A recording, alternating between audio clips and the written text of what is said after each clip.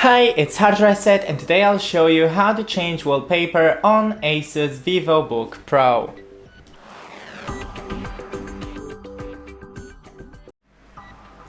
So, first open the browser and type in something you want on your wallpaper, for example, parrot wallpaper. Now select the photo you want, right click and save image as, it's a web file, so to not make it a web file, click save as type all files, and at the end of the file name type .jpg and save.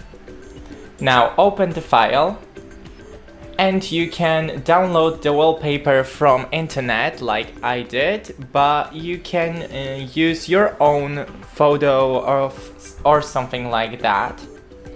Now click the three dots at the very top of the screen and set as background. Now, as you can see, the parrots are here. That's it, don't forget to leave a like and see you in the next one.